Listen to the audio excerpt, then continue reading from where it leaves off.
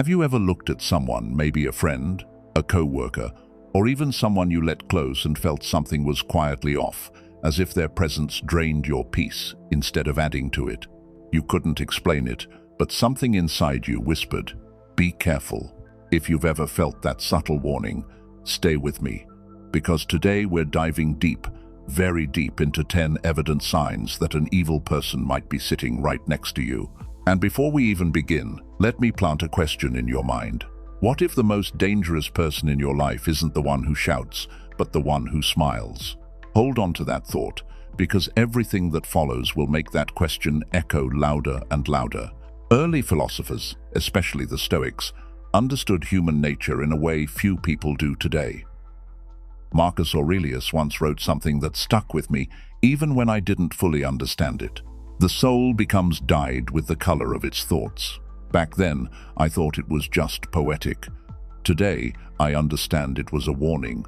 People reveal who they are, not through their words, but through the pattern of their thoughts, their habits, their intentions.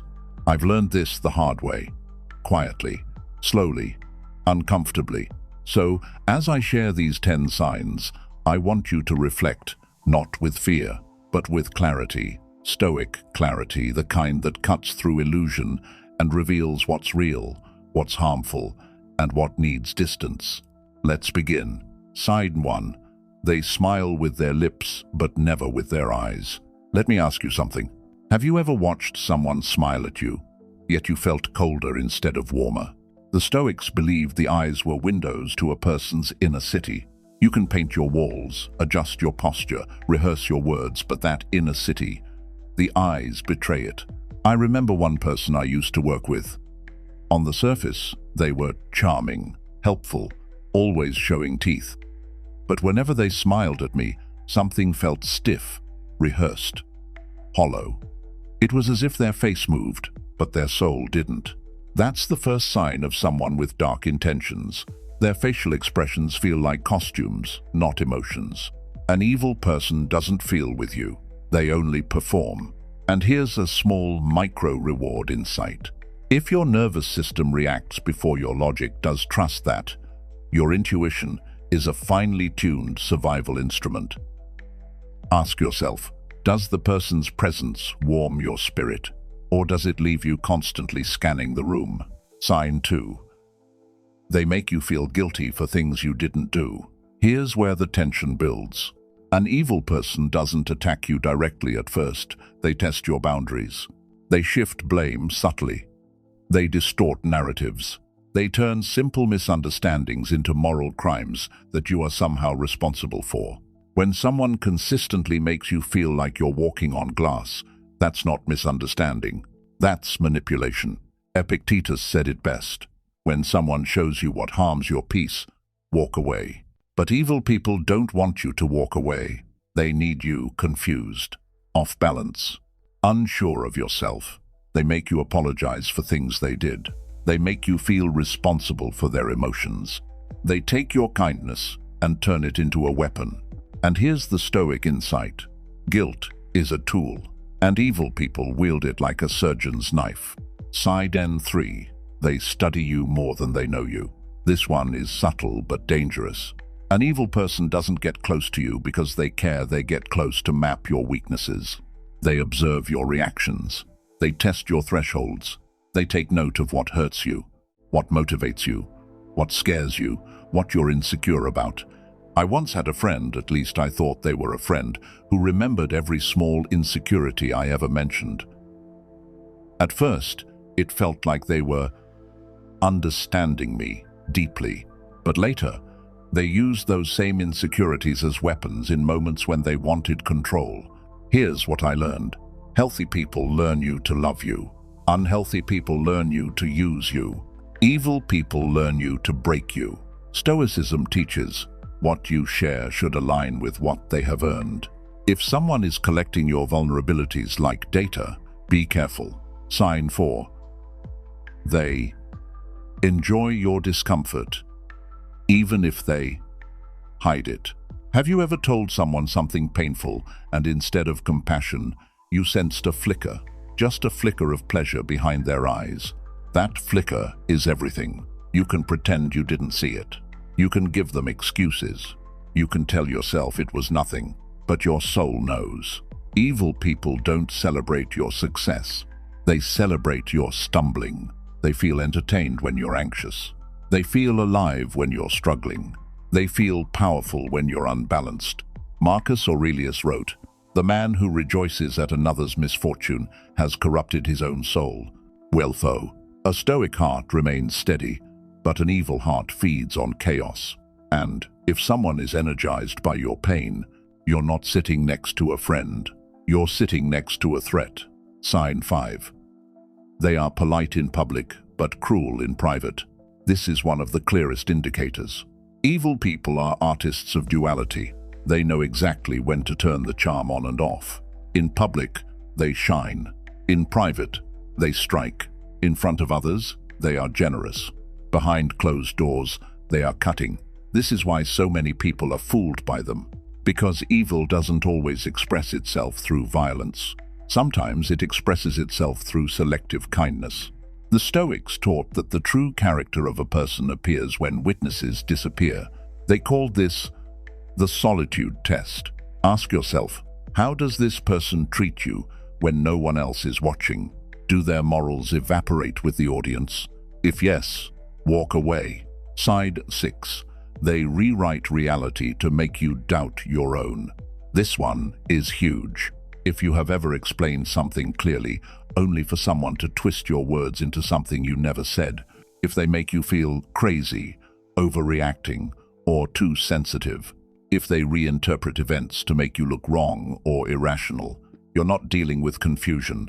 You're dealing with psychological warfare. This is called gaslighting. But here's the deeper Stoic insight. Evil people attack your perception because perception is the root of power. If they can make you question your memory, your intentions, your clarity, your emotional responses, they control you. Epictetus warned, if someone can persuade you that your eyes do not see what they see, you have surrendered your agency. Oh, you must guard your perception like a fortress. Side 7. They pretend to be the victim, especially after hurting you. This is one of the most draining signs. Evil people rarely take accountability. It is foreign to them. It threatens them. They cannot tolerate it. So, whenever they injure someone, emotionally or otherwise, they immediately shift into victim mode. You call them out for something hurtful, suddenly you're the attacker. They harm you, then cry about how you misunderstood them. They betray you, then claim you were never supportive. They insult you, then insist you hurt them by reacting. It's psychological inversion, but Stoicism teaches something important here. A person can pretend to be a victim, but their pattern cannot pretend. Look at their patterns, not their tears, not their words, not their theatrics. Patterns reveal truth. The rest is performance. Sign 8. They keep score, not out of fairness, but out of strategy. This sign is often overlooked. Normal people remember things naturally. Healthy people let things go. But evil people? They keep score like librarians. They remember every small favor they ever did for you. Not because they cared, but because they want leverage. They tally your mistakes, your slip-ups, your imperfections, not to understand you, but to use them at the right time. I remember once being confronted with a list, literally a list of every small thing I ever did wrong. In a friendship I thought was normal, things I had long forgotten, things that were not even wrong, but to them it was ammunition. Here's the Stoic truth. Someone who keeps score isn't keeping history. They're keeping weapons. Distance is protection. Side 9. They are calm when you're hurting, but angry when you're happy. Let me share something personal. There was a time I achieved something huge in my life, something meaningful, and I told someone I thought would celebrate with me. Instead, I saw irritation, not jealousy. Jealousy can be human. This was different. It was anger, as if my joy threatened their existence. But that same person was serene, almost peaceful, on days when I was struggling. That's when I learned this principle. An evil person's mood mirrors your pain and opposes your joy. They feel balanced when you're unbalanced. They feel powerful when you're weakened. Your suffering stabilizes them. Your success destabilizes them. Marcus Aurelius warned about such people when he said, "Be cautious of those whose peace depends on your misery. Your light irritates their darkness, and they will try to dim you to find comfort." Side 10. They drain your energy without ever giving anything in return. This final sign is the most important because it's the one you feel the most deeply. Evil people take, not once, not occasionally, not in a moment of need. They take endlessly. They take your time, your emotional strength, your mental clarity, your compassion, your optimism, your patience, your self-worth. And here's what's wild. They take without appearing to take. They ask for small favors. They just need someone to talk to. They just want advice. They didn't mean to burden you, but every conversation leaves you empty. Every interaction drains you. Every moment around them feels like your soul is leaking energy. A stoic heart is resilient, but it is not meant to be a battery for someone else's darkness. Seneca said something powerful. What you allow is what will continue.